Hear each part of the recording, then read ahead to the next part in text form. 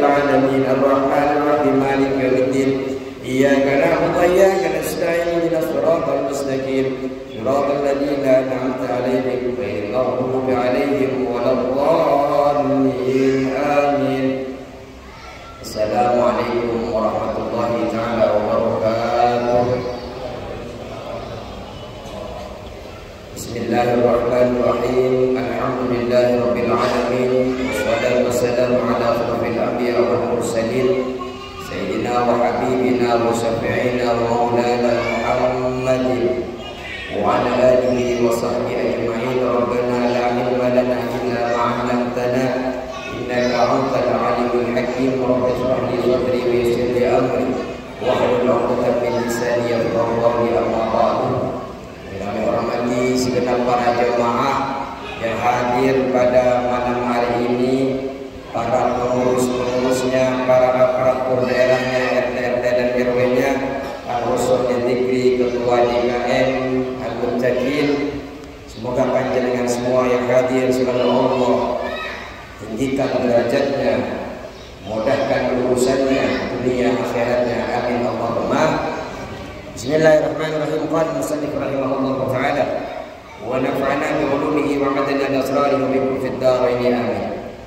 Bismillahirrahmanirrahim. Wal maqalatul hadiyah wal isruna. Betul ya? Wal maqalatul hadiyah wal isruna. Malam hari ini kita akan mengkaji tentang nasihat yang ke-21. Nasihat yang datang dari Ibnu Hajar Al-Asqalani, mengutip daripada hadis Rasulullah, mengutip daripada asar, mengutip daripada daun daripada ulama, yang kemudian nasihat itu akan diberikan kepada kita agar kita semua mempersiapkan akhir hidup kita. Bismillahirrahmanirrahim. Wal maqalatul hadiyah wal isruna. Nasihat yang ke-21. Apa nasihatnya? Kila dikatakan la qurbata lil fadili wa la watana lil jahili. La qurbata, tidak ada perantauan, lil fadili, bagi orang yang berilmu dan mengamalkan ilmunya, wala watana lil jahili, dan tidak ada tanah air lil jahili, bagi orang yang bodoh. Nasihat dikatakan kepada kita, tidak ada perantau bagi orang yang mengamalkan ilmunya. Tidak ada perantau bagi orang yang berilmu. Mungkin kita semua yang duduk di majlis Masjid Al-Muttaqin ini bukan asli perumahan sini sebelumnya. Karena kita tahu di sini dulu sawah, Pak. Ya, sawah kan? Jadi kemudian sawah itu didirikan. Mungkin ada perantau dari daerah kabupaten lain, mungkin ada yang dari provinsi lain, mungkin setidaknya ada dari desa lain yang kemudian merantau ke sini. Bagi orang yang berilmu tidak ada perantau bagi dia. Tapi bagi orang yang tidak berilmu, walaupun dia orang sini, tidak ada tanah air. Apa maksud ini? Ay al-muttasifu bil ilmi wal amal, yakni orang yang mensifati dirinya dengan ilmu dan amal. Setiap tindakan yang dia lakukan atas dasar ilmu. Ilmu yang diketahui diamalkan. Orang yang seperti itu kana muhraman mu'addaman indan nasi. Orang yang berilmu mensifati dirinya dengan ilmu kemudian diamalkan, kana muhraman mu'addaman indan nas, maka ia dimuliakan, diagungkan di sisi manusia. Jenengan kalau punya ilmu, Pak, malam hari ini kita duduk di sini kan mencari ilmu, pulang pasti bawa ilmu, ya kita jauh-jauh dari seberang Madura. Maksudnya dari aslinya mah Madura. Datang ke sini ingin menyampaikan beli walau ayat, sampaikan walaupun satu ayat, sampaikan walaupun nasihat-nasihat itu sedikit. Kemudian panjenengan nanti bawa pulang, disifati ilmu itu dengan amalan, maka tanpa disuruh orang-orang yang ada di sekitar panjenengan memuliakan panjenengan, mengagungkan panjenengan. Ilmu apa saja, yang penting ilmu yang datang daripada Allah Subhanahu wa Ta'ala. Ilmu apa saja, yang penting ilmu yang diridhai oleh Allah Subhanahu wa Ta'ala. Walaupun sebenarnya setiap ilmu ada pengikutnya, Pak. Hatta ilmu perdukunan ada, Pak. Hatta ilmu kesesatan ada pengikutnya. Yang ngaku nabi saja ada pengikutnya. Ternyata setelah dilihat bukan kaleng-kaleng pengikutnya. Ada yang lulusan S2, ada yang lulusan S3, walaupun bukan di bidang keagamaan.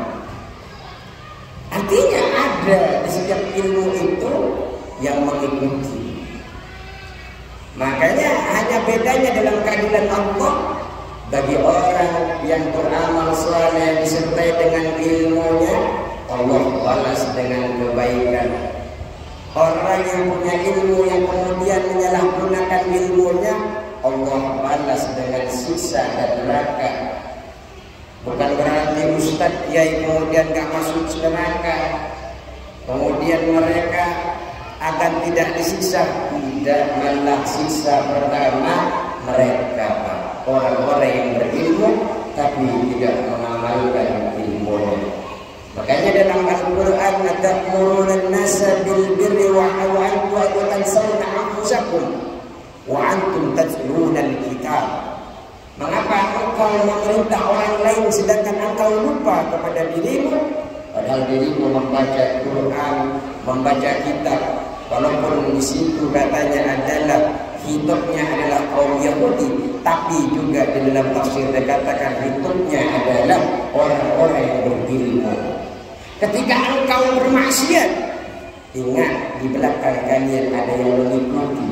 Setiap orang yang mengikuti, jemaah yang mengikuti apa yang kalian sampaikan, kemudian penyampaiannya salah, amalannya salah, apa yang kemudian siksa dosa yang dimiliki oleh jemaah yang mengikuti atas kesalahanmu itu akan dibebankan engkau di akhirat nanti. Artinya orang yang sudah kiai bukan bebas keluar masuk surga, bisa saja dia masuk neraka duluan sebelum orang-orang lain, sebelum orang-orang kafir. Cuma orang yang berilmu disiksa itu biasanya untuk dibersihkan, karena di dalam dirinya banyak kotoran, amal-amal solehnya disalahgunakan. Baik, tapi ternyata ada tujuan yang bukan karena Allah Subhanahu wa Ta'ala. Sisanya duluan, Pak. Makanya ketika kotor dicelup ke neraka diangkat, oh belum bersih, dicelupin lagi, oh belum bersih, dicelupin. Makanya orang soleh, orang-orang berilmu, ketika tidak mengamalkan ilmunya, di dalam kitab Tauhidul Qaul dikatakan potensi mati dalam keadaan tidak bersyahadat kepada Allah dan Rasulnya itu dimiliki oleh orang-orang yang berilmu yang kemudian tidak mengamalkan ilmunya. Siapa orang yang berilmu? Siapa saja yang telah belajar ilmu. Ustaz, bukan ustaz, karena semuanya mulai kita lahir sampai akhir hayat kita dituntut untuk mencari ilmu. Makanya setelah punya ilmu, kita gunakan ilmu itu, amalkan ilmu itu. Lebih baik tidak mencari ilmu kalau begitu Ustaz. Kalau tidak mencari ilmu, dihisab karena tidak belajarnya, dihisab karena tidak berilmunya. Sudah tahu tidak berilmu, malah tidak mencari ilmu. Hisabnya lebih banyak juga.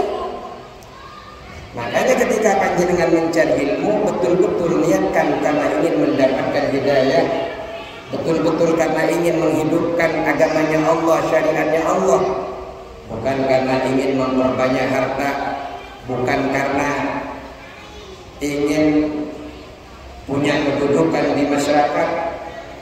Apa bedanya dengan Yahudi? Kalau kita nanti takut menyampaikan kebenaran karena takut orang lain tidak hormat, ahli kitab itu tidak beriman bukan karena tidak tahu tentang sifatnya Nabi Muhammad di dalam kitab Taurat. Mereka tahu, tapi mereka hapus. Mereka takut kedudukannya hilang, sehingga mereka tidak mengatakan beriman kepada Allah dan Rasulnya. Maka dari itu, mari kita amalkan ilmu kita. Agar apa? Agar kita bukan menjadi perantau dimanapun berada. Jadi kalau kita mensifati diri kita ini dengan ilmu, maka orang lain akan memuliakan kita. Selaras dengan firman Allah, yarfa'illahu alladhina amanu minkum walladhina utul ilma darajat. Allah akan mengangkat derajatnya orang yang beriman, yang kemudian mempelajari ilmu, yang kemudian mendatangi ilmu, beberapa derajat diagungkan oleh Allah Subhanahu wa taala. Kalau kita lihat bagaimana penghormatan malaikat kepada Adam alaihissalam ketika Allah menyuruh sujud, walaupun dalam konteks sujudnya berbeda-beda, ada yang mengatakan hanya sekedar rukuk, ada yang mengatakan memang betul sujud. Tapi kesepakatannya adalah sujudnya merupakan penghormatan, bukan penghambaan kepada Adam. Kenapa Adam harus dihormati? Ternyata ada kelebihan Adam daripada malaikat, yaitu berilmu. Adam alaihissalam ditanya oleh Allah, ini apa Adam? Bisa menjawab.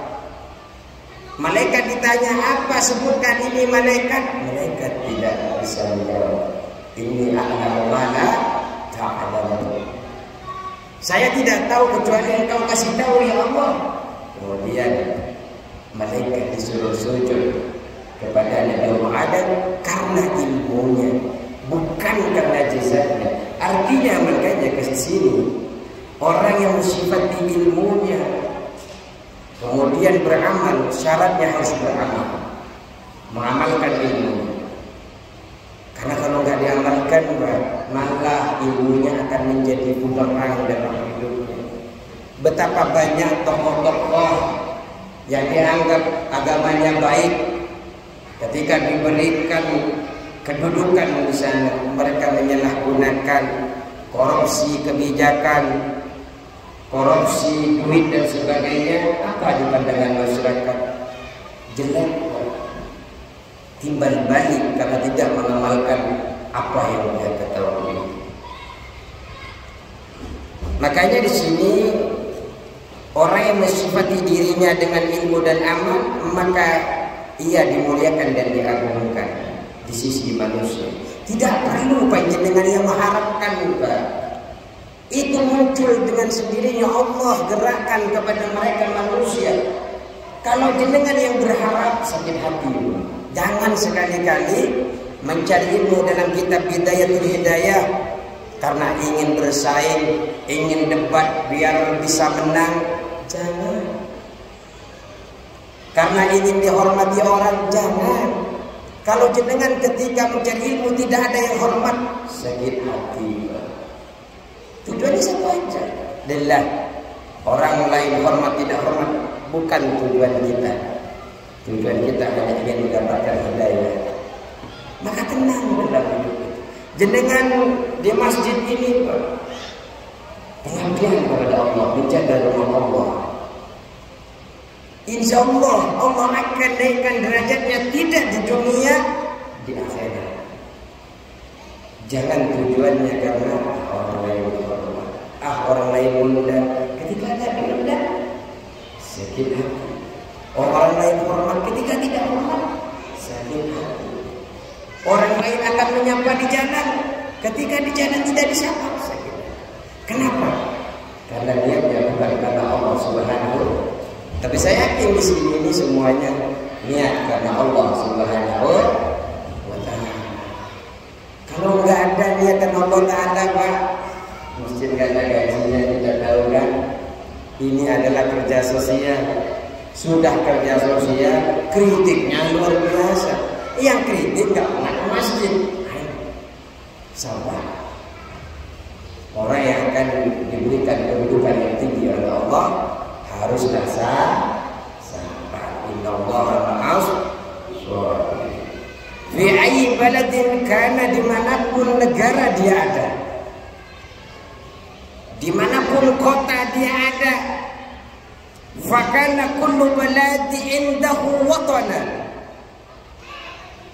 walau kana ghariban, maka setiap negara di sisinya itu adalah tanah air. Walau kana ghariban, walaupun dia perantau.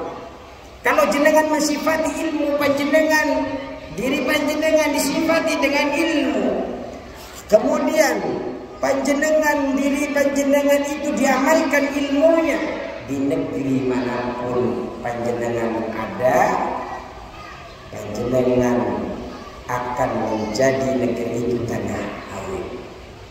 Walaupun bukan itu negeri panjenengan. Saya waktu ke Malaysia banyak sekali orang Indonesia menjadi tokoh di sana, disuruh jadi imam, serta permasalahan-permasalahan juga dijadikan rujukan, menjadi dosen di sana. Kenapa? Dia memiliki ilmu yang kemudian ilmunya diamalkan. Bagi dia tidak seperti tanah air, tidak seperti perantau. Kenapa orang lain hormat kepada dia? Tapi bagi orang yang bodoh, wal jahilu bihilafil dzalika, orang yang bodoh sebaliknya. Ini tanah air saya, ini tanah apa bahasa kerennya di sini? Saya pribumi, ya. Seringnya, tapi tidak disifati dengan ilmu.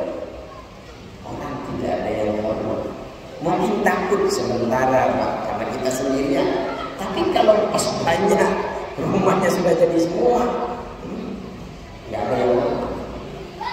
Tapi kalau dia memiliki ilmu, Pak, mau dari Padang, mau daripada Papua, mau dari Aceh yang jauh di sana, apalagi dari Kerawang dan Semarang, perjalanannya bisa dihitung jam.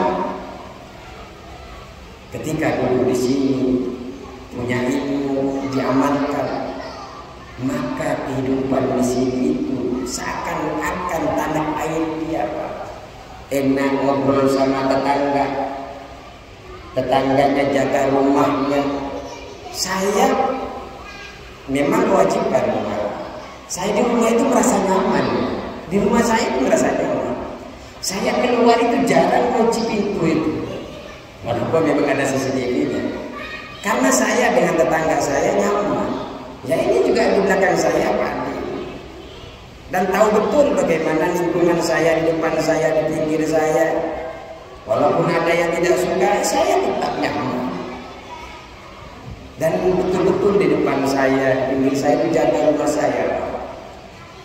Walaupun tentu saya mengamalkan ilmu, tapi memang saya menyampaikan ilmu. Tapi saya tetap berusaha sampai sekarang, apa yang saya ketahui tetap diamalkan. Takutnya kemana?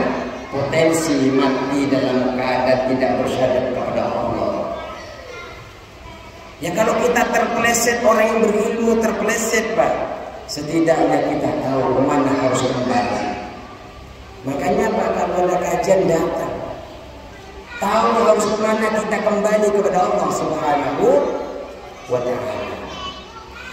Dan kita bisa tahu itu hanya satu, dengan berilmu. Wal maqalatu tsaniyatu wal 'isruna, dan adapun maqalah yang ke-22, kila dikatakan man kana bit ta'ati, barang siapa ia ada bit ta'ati dengan taat, keberadaannya dengan taat, indallahi qariba, di sisi Allah akan dekat, di sisi Allah dekat sekali. Kana bainan nasi ghariba, maka ada di sisi manusia bainan nasi ghariba, seperti asing. Orang yang selalu taat kepada Allah, orang yang cinta selalu kepada Allah, di sisi manusia itu akan merasa asing. Kenapa? Segala sesuatu urusan dikembalikan kepada Allah Subhanahu wa ta'ala. Kita menganggap manusia itu sama dengan kita. Dia kaya karena Allah yang kasih. Dia punya kedudukan karena Allah yang kasih. Memuliakan kepada dia karena memuliakan Allahnya. Memuliakan kedudukannya karena memuliakan Allahnya. Karena Allah yang berikan dia kedudukan, karena Allah yang berikan dia ilmu, sehingga kita memuliakan ilmu kepada seseorang itu karena kita tahu ilmu itu datang daripada Allah Subhanahu wa ta'ala. Orang yang taat, apa taat itu? Menggerakkan hati kita, menggerakkan badan kita kepada sesuatu yang bisa mendatangkan pahala. Itu taat. Karena kalau gerak badan, gerak hati, kemudian mendapatkan maksiat, mendapatkan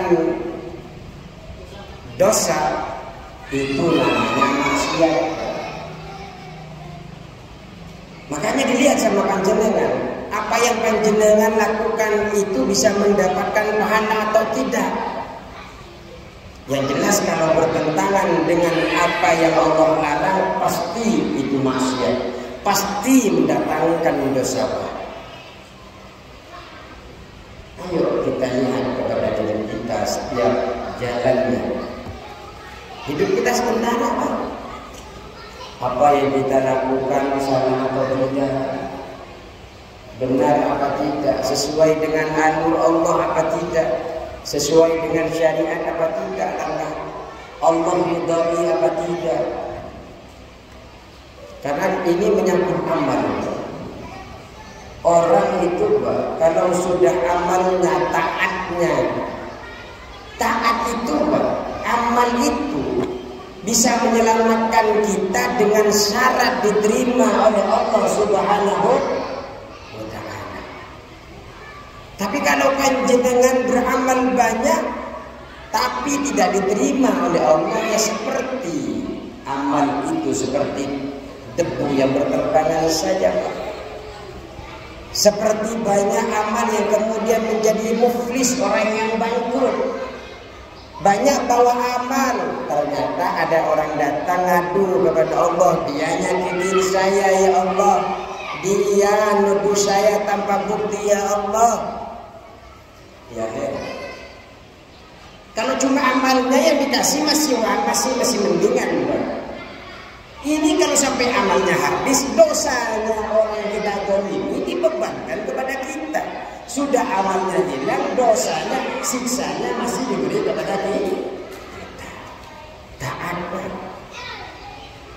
Orang yang sudah bertaat kepada Allah, Allah janjikan falanuhyiyannahu hayatan thayyibah.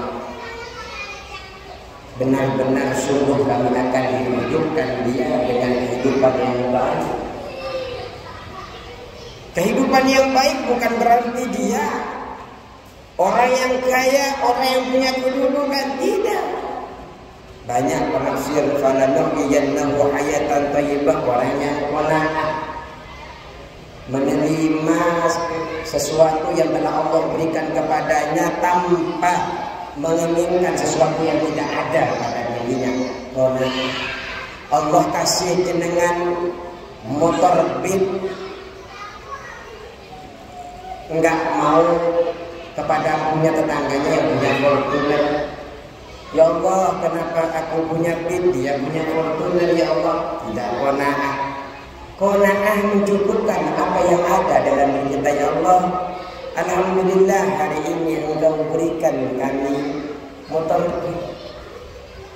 Semoga tetangga-tetangga saya ditambahkan rezekinya. Ya Allah, hari ini saya mungkin bisa punya sepeda saja, nggak punya motor. Ya Allah, tapi ini cukup buat saya untuk ibadah. Ya Allah, untuk keliling-keliling hari Minggu ke Medland. Ya Allah, bagi yang suka voice, menerima apapun. Falanuhyiyannahu hayatan thayyibah. Kehidupan yang baik itu bukan berarti harus bergelimang harta. Ketenangan dalam hidup. Ulama mengatakan ar-ridha wa taslim.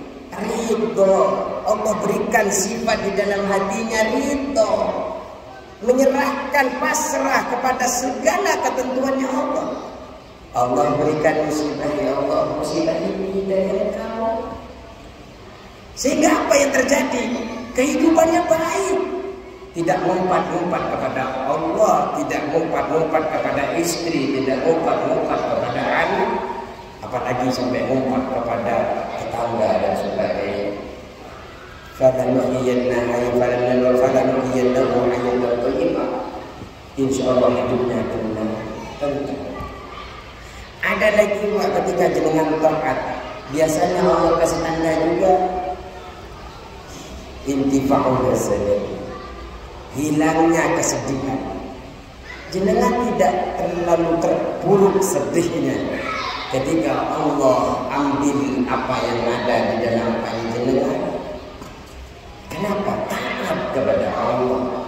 Tahu apapun yang terjadi itu semua datang dari Allah. Tugas kita hanyalah ikhtiar, endingnya Allah yang nulis semuanya. Orang yang taat, santai, tumakninah, mutmainnah dalam kehidupannya, tenang, tentram dalam menjalani hidupnya. Ini orang yang betul-betul taat. Sehingga apa? Merasa asing di manusia. Karena yang buat bahagia bukan manusia. Yang membuat bahagia adalah Allah. Itu yang kemudian saya sampaikan kepada keluarga saya, Pak. Saya sampaikan kepada istri saya, anak saya titipan Allah. Yang sekarang Allah berikan nikmat kepada saya dengan melihatnya bahagia sekali. Saya senang kepada anak saya, Pak. Walaupun juga senang sama istri saya. Senang, naik motor itu senang sama anak saya, Pak. Tapi saya munculkan dalam hati saya ceritakan kepada jemaah saya betul. Karena memang kalau saya senang karena anak saya lucu, tanpa melibatkan Allah, ketika cabut itu nyawanya ya Allah, habis kita merana betul. Saya sampaikan semalam kepada istri saya, saya sayang kepada anak saya, saya sayang kepada kamu, tapi saya sayang karena Allah. Saya kalau tidak sayang karena Allah, saya ketika kehilangan kamu, kehilangan anak saya akan terpuruk. Karena semua, jangankan anak saya, harta saya ini akan dicabut oleh Allah, akan diambil oleh Allah. Maka mari kita sayangi anak kita itu karena Allah.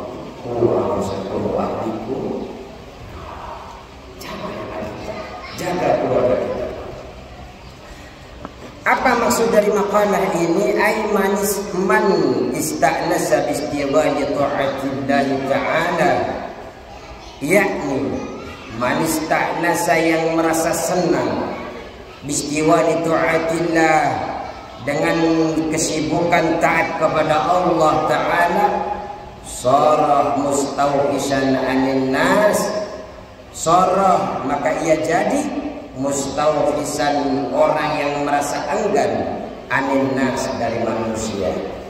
Orang yang selalu menyibukkan taat di dalam hari-harinya kepada Allah, merasa enggan kepada manusia.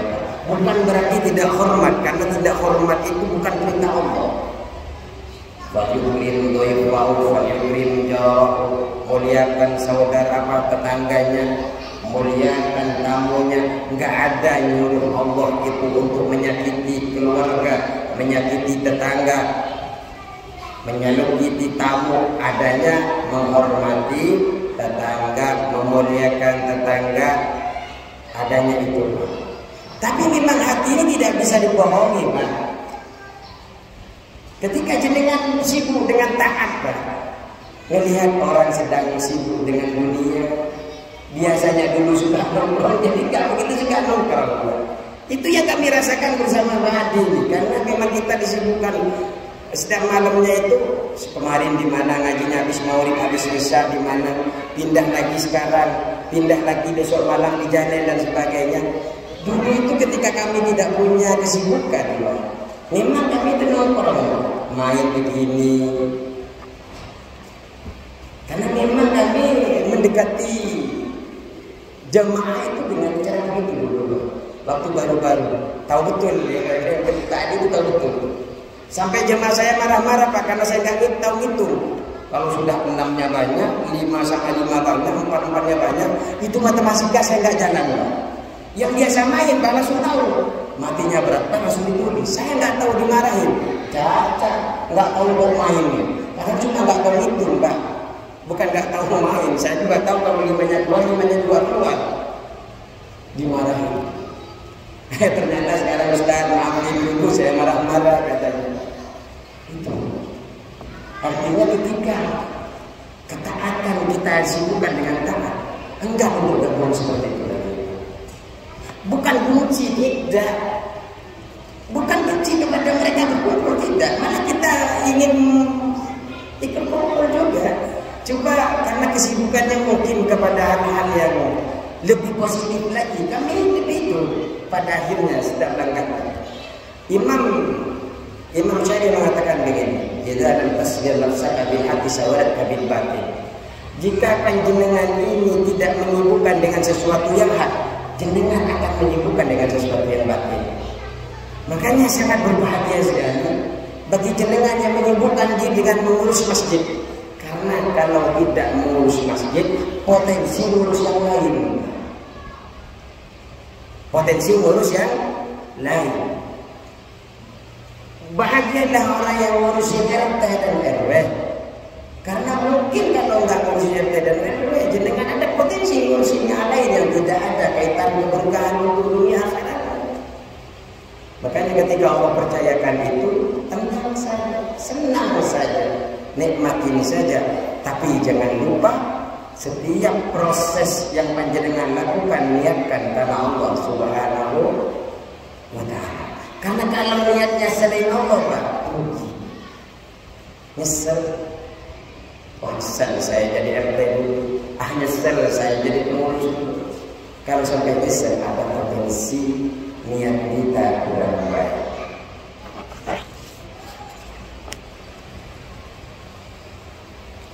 Wal maqalatu salisatu wal 20. Tadi saya tidak apa-apa katanya kalau jam 7 lewat 15 menit nanya katanya. Tapi kalau ini sepakat ya, jam 7 atau memang kurangi atau tidak masalah, jam 7.15 aman. Kepada DKI aman. Lanjut, enggak, soalnya kan diundang acara kan di sini, maksud saya. Kita sepakati kalau jam 7.15, oke? Siap. Bismillahirrahmanirrahim. Wal maqalatu salisatu wal 20, maqalah nasihat ke-23. Kila dikatakan harkatut ta'ati, bergeraknya pada taat, dalilul ma'rifati, ialah dalil, ialah tanda akan mengenalnya Allah Subhanahu wa ta'ala.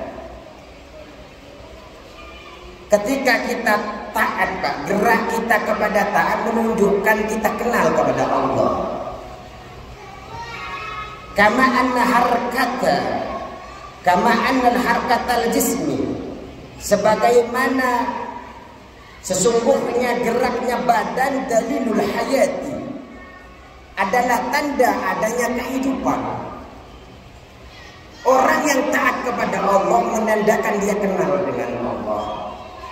Sebagaimana dia bergerak dalam dirinya ini merupakan tanda dia hidup. Saya tanya, Pak, kalau mati dibangga, Pak? Enggak kan? Jadi geraknya kita hari ini menandakan kita masih hidup, Pak. Pocong, hantu sampai sekarang belum ketemu ya. Enggak tahu kalau jenengan. Oh, biasanya ini yang sering ketemu misteri ini. Pernah ketemu pocong? Belum. Makhluk halus? Oh, sering. Orang ini beda, khilaf. Yang lain jangan ikut. Hanya orang-orang tertentu yang bisa seperti itu. Jadi di dalam diri kita ini, kita menandakan gerak dan gerak jasad ini menandakan kita hidup. Begitu juga kita taat kepada Allah. Berdua di sini ini jenengan berarti sudah kenal dengan Allah. Kenal dengan apa yang Allah janjikan dengan majelis ilmu. Kenal dengan apa yang Allah janjikan dengan sholat berjamaah. Kalau nggak kenal ngapain, Mbak? Enakan nonton TV mencet, duduk santai ditemani istri, kopi di depan mata kita dilengkapi dengan begini, Mbak. Yang begini. Kalau yang nggak begini mungkin begini. Artinya lebih nyaman di rumah, Pak, ketimbang di masjid sini saya. Tapi itu bagi orang yang tidak kenal Allah. Bagi yang kenal Allah ya lebih nyaman di majelis ilmu. Buktinya apa? Setiap duduk di masjid itu terus, Pak. Mengapa? Tandanya itu nyaman duduk di sini. Kalau jenengan pulang, punya banyak masalah, mau tidur saja susah, ya kan? Tapi pas baca Al-Quran kok ngantuk terus. Di rumah itu sampai ada megang, jangan sampai baca langsung megang itu kok langsung ngantuk ya. Artinya apalagi dulu di majlis yang biasa, ada potensi karena apa? Nyaman. Tahu-tahu dulu dengerin. Memang enak, Pak. Tapi jangan semuanya, nanti bicara sendiri saja. Harus ada satu yang dengerin. Makanya ini yang ganti. Ini merupakan maha benar Allah, maha benar Rasulullah, maha benar syariat, betapa nyamannya di dalam majlis. Kita mungkin banyak masalah di sana, tapi ketika duduk di sini nyaman. Kemudian wal mana, maksudnya artinya adalah anna ityan al-'abd ta'ata lillahi ta'ala. Artinya adalah sesungguhnya datangnya seorang hamba kepada taat kepada Allah Subhanahu wa taala, alamatun, yaitu tanda ala ma'rifatihi lillahi, atas mengenalnya Allah Subhanahu wa taala, atas mengenalnya hamba kepada Allah Subhanahu wa taala. Fa idza kasura ta'atu, maka jika banyak ketaatan itu, kasuratil ma'rifatu, maka banyak mengenalnya Allah. Ketika jenengan taatnya lebih banyak, jenengan datang subuhnya, datang isanya, zuhur asar mungkin masih tempat kerja bagi orang yang kerja, tapi datang ke masjidnya. Di perusahaan ada masjid dan musola kan? Datang. Enggak bisa datang masjidnya, di pom bensinnya. Cari belum, udah sholat belum, ngapain tak? Berjamaah. Tahu betapa besar sholat berjamaah.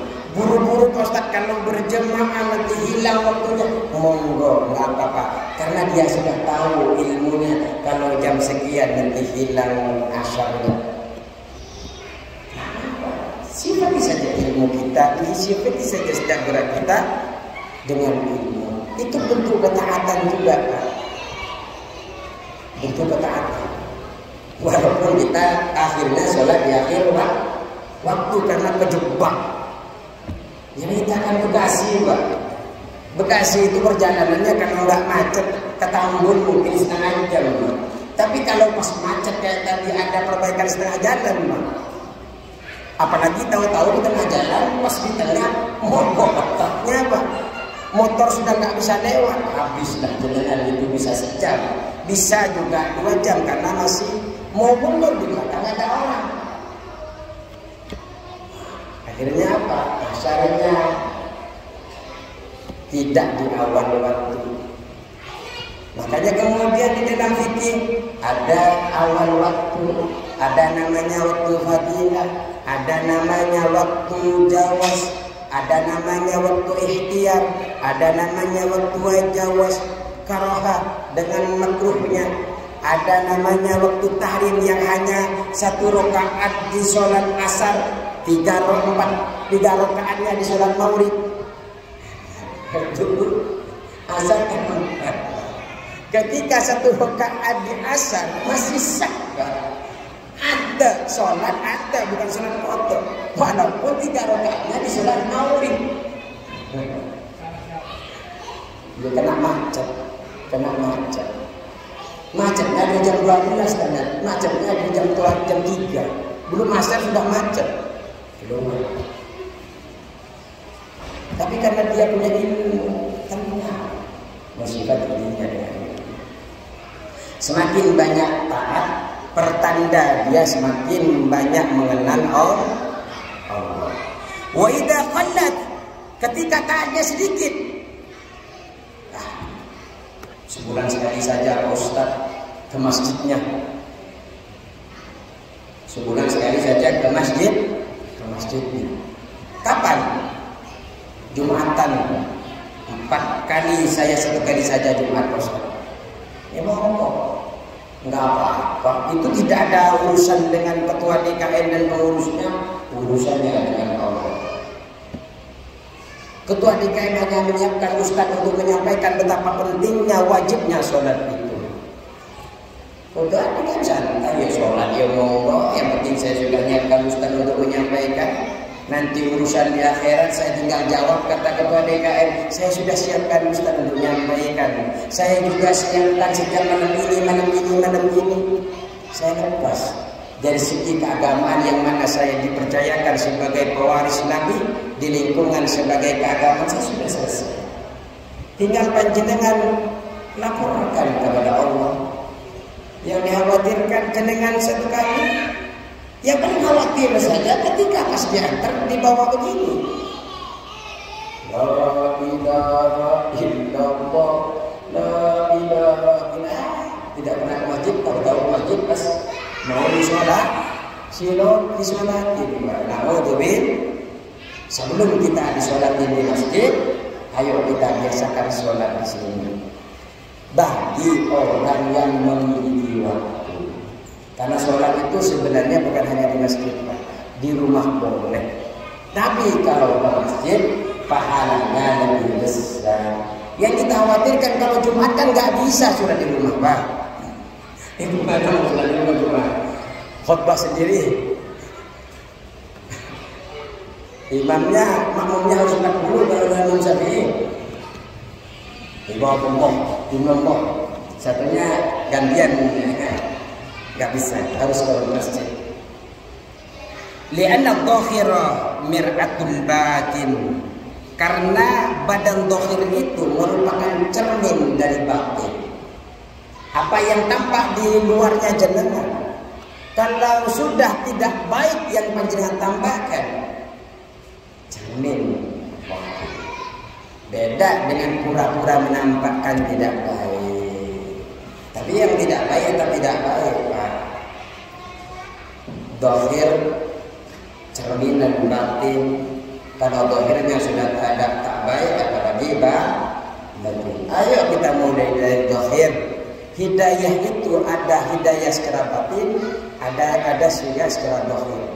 Ada dari awal permulaan hidayah, ada nihayah. Kita tidak akan bisa sampai batin kalau tidak mulai dengan dhahir.